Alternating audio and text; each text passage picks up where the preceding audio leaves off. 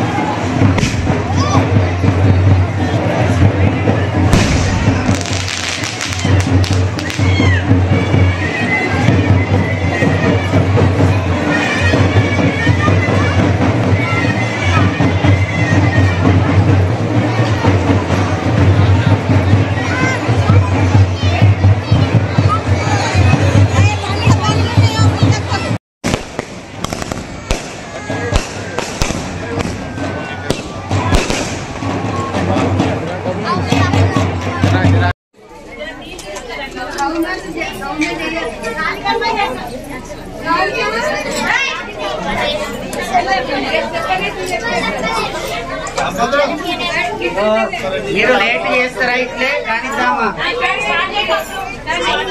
అయిపోయిందా?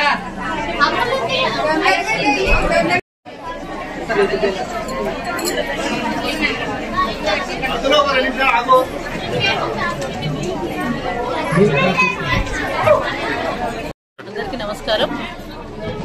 మరి బోనాలు తీయడం అనేది, ఆషాఢ మాసంలో బోనాలు తీయడం అనేది అమ్మవార్లకు అనాదిగా తెలంగాణ రాష్ట్రంలో అనాదిగా పూర్వకాలం నుండి కూడా మన పూర్వీకుల నుండి కూడా మనకిచ్చిన వరం. గ్రామ దేవతలు గ్రామాన్ని రక్షిస్తారు, గ్రామ దేవతలను పూజించాలి. గ్రామ దేవతలను సంవత్సరానికి ఒకసారి పూజిస్తే ఆ గ్రామం సుభిక్షంగా ఉంటుంది, ఎటువంటి అంటువ్యాధులు రాకుండా ఉంటాయనేది మరి గతం నుండి కూడా వస్తున్న ఆచారం. దాని ప్రకారమే తెలంగాణలో ఆషాఢ మాసంలో హైదరాబాద్ నగరంలో కావచ్చు, చుట్టుపక్కల గ్రామాల్లో కావచ్చు, తెలంగాణ రాష్ట్రంలో మరి బోనాలు, అమ్మవారికి బోనాలు సమర్పించడం, తదనంతరము మరి అమ్మవారిని మొక్కులు తీర్చుకోవడం అనేది జరుగుతూ ఉంటది. మరి ఈ రోజు సర్ధన గ్రామంలో మహంకాళి అమ్మవారికి బోనాలు తీయడం జరుగుతూ ఉంది. హైదరాబాదు లాలు దర్వాజాలో బోనాలు జరిగే సందర్భంలో ఇక్కడ కూడా సర్ధనలో కూడా ఇది 4వ సంవత్సరము. మరి లాస్ట్ ఆషాఢ మాసం లాస్ట్ ఆదివారం రోజు ఇక్కడ కూడా బోనాలు సమర్పించడం జరిగింది. మరి ఈ బోనాల పండుగలు నన్ను కూడా ఆహ్వానించినందుకు వారికి ధన్యవాదాలు తెలియజేస్తా ఉన్నాను. మా సర్ధన గ్రామస్తులకు, సర్ధన ఉన్న భక్తులందరికీ కూడా నేను ధన్యవాదాలు తెలియజేస్తా ఉన్నాను.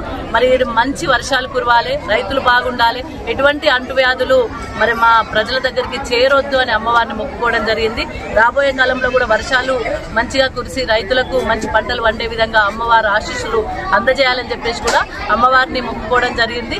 మరి తెలంగాణ రాష్ట్రం కోసం గౌరవ మన కేసీఆర్ గారు 14 సంవత్సరాలు పోరాటం చేసి తెలంగాణ రాష్ట్రాన్ని సాధించిన తెలంగాణలో మా అక్క చెల్లెలకు అనేక రకాల అభివృద్ధి కార్యక్రమాలు చేపట్టారు.